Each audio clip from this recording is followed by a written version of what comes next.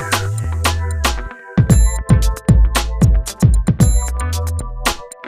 Megan Hill from Maron. Welcome to Prepping the Skin. So the first thing that you should do to prep your skin is to use a good moisturizer. I like Maron's moisturizer because it really restores the natural softness of your skin. It's oil-free, it's fragrance-free, and it's going to be just a great base to start out with for everything else that we do. So I like to use the Smoothie. It's an acorn-shaped sponge. I like it because it is really easy to hold. I've actually pre-soaked this in water, so it actually expands when you do that. This is the original here. And I'm going to put just a little bit of lotion on my hand, and I'm just going to kind of roll it in. So it's really going to depend on your skin type as to how much moisturizer you're going to put into your skin.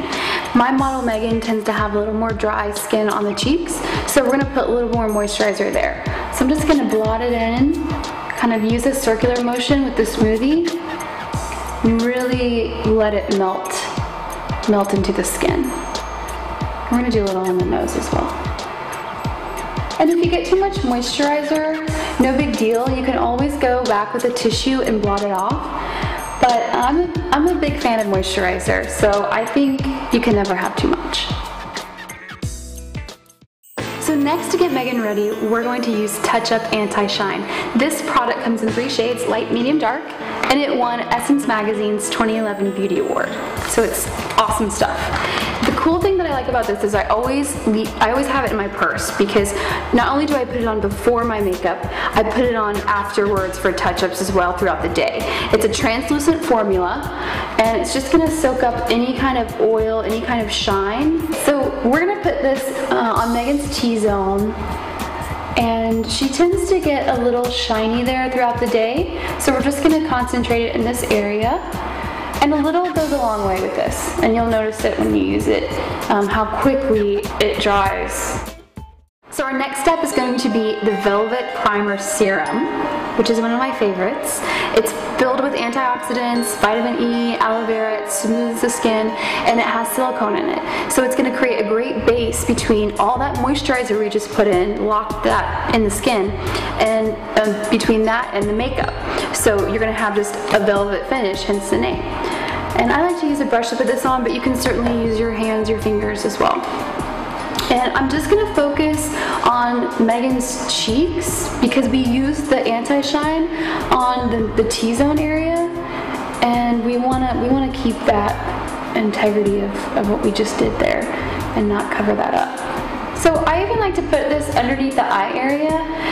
It helps fill in any fine lines, any wrinkles, and it's really going to help whatever we put on top of it just be really smooth and flawless. So, how does your skin feel, Megan? It feels really soft and smooth and silky. Really? Yes. Good. Ooh, it does. So finally, in prepping the skin, I'm going to use a neutralizer wheel on Megan.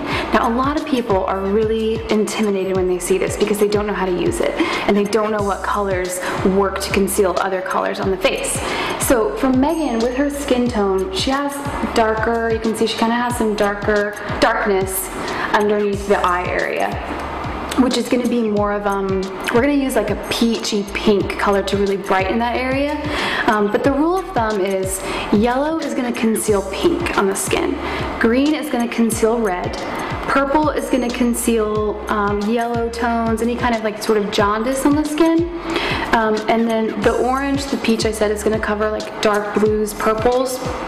And then, what am I missing? The pink is going to conceal blue. So any bruises, things of that nature. I really like this consistency that Maron carries because it's not too heavy. Because what we're going to do is go and then conceal over this in the next step when we do face and foundation. So I'm going to be using the peach shade on Megan. And I'm just going to get a healthy amount on my brush. And then I'm going to have you look up. Just chin down, so look up with your eyes, and start in here. And it's really just going to brighten. You see I'm going to use a really short, steady stroke pattern, and just work it until it really blends and melts into the skin. And you can tell that the consistency isn't too thick. You can see how it really blends. Like I put a lot on my brush, and just really working it in.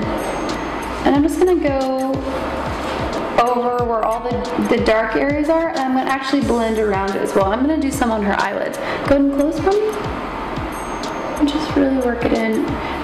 It blends really nicely because we put the velvet finish on prior to this, which is a real key factor when we prep the skin for something like this. So if you're doing color correcting, this is gonna be a really important step. I like to use my fingertip a little bit too to kind of blend the edges, soften it, and maybe just blend down so everything just kind of fades into skin. So we pretty much brighten Megan up a little bit. You can see the difference between her two eyes. And if you have any other areas on the skin that need to be concealed, like maybe just around the nose, if you just want to brighten, I tend to use more of a yellow here to hide any kind of pink around the nose. Just anywhere we want to color correct, get everything to one skin tone.